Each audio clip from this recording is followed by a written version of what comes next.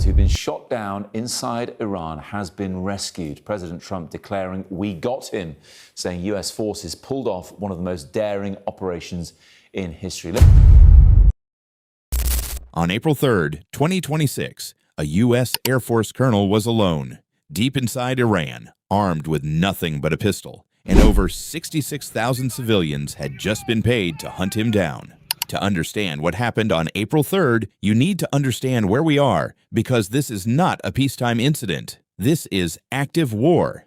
On February 28th, 2026, the United States and Israel launched a coordinated surprise strike on Iran. Supreme Leader Ali Khamenei was killed. Iranian air defenses, infrastructure, and command centers were hit in a single, synchronized operation. The world woke up to a new reality. Since then, the U.S. military has conducted sustained air operations over Iranian territory. 13 American service members have been killed. Iran has been pushing back hard. And on Friday, April 3rd, Iran drew first blood against a U.S. combat aircraft. An F-15E Strike Eagle, one of the most advanced fighter bombers in U.S. history, was shot down over southwestern Iran. It was the first U.S. military aircraft brought down by enemy fire in over 20 years, and there were 2 people on board. The F-15E Strike Eagle carries 2 crew members, a pilot who sits in the front seat, and a Weapons Systems Officer, or WSO, who manages targeting, radar, and electronic warfare from the rear seat. Both are highly trained combat aviators. When the aircraft was hit, both crew members ejected, successful ejection. But what comes next is where things get complicated, because they came down in different locations.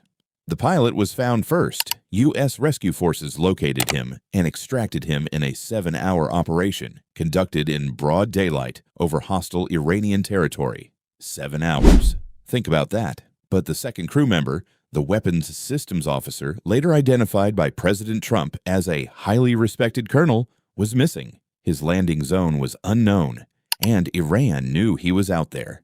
Here's what you need to understand, and most news channels will not tell you this. While the U.S. was searching for this colonel, Iran was offering money to civilians to find him first, $66,000, and videos emerged on social media showing armed local men searching the mountains. The colonel landed in the mountains of southwestern Iran with one weapon, a standard-issue handgun. No team, no backup, no way out, just his training. Every U.S. pilot and aircrew member goes through what is called SERE training, Survival, Evasion, Resistance, and Escape. It is one of the most brutal training programs in the U.S. military. It prepares aviators for exactly this scenario: downed behind enemy lines, hunted, no rescue in sight. The colonel activated his SERE training immediately. He moved to high ground. He climbed a 7,000-foot mountain ridgeline, alone, possibly injured, and found a mountain crevice. And he hid. But here is the detail that shows you just how sharp this man's thinking was under pressure. He deliberately restricted the use of his emergency beacon because he knew that if he left it broadcasting continuously, Iranian forces could triangulate his signal and find him before U.S. forces could reach him. He turned it on, got a fix, turned it off, and waited. For over 24 hours, he stayed hidden while an entire country was looking for him. Meanwhile, in Washington, President Trump and his national security team were watching in real time, around the clock, and they hadn't said a single word publicly. Total silence, because the moment they confirmed he was alive and missing, they would have shown their hand to Iran.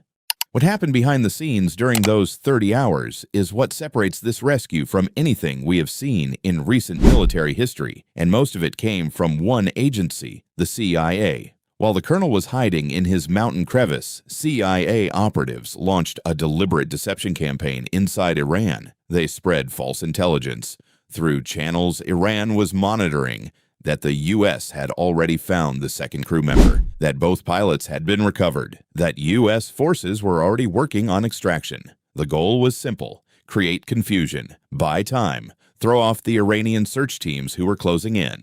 But the CIA wasn't just running disinformation. They were also conducting what is known in intelligence circles as an unconventional assisted recovery, reaching out to civilians inside Iran who were willing to shelter or assist a U.S. service member in the middle of an active war, inside a country that was offering a bounty for his capture.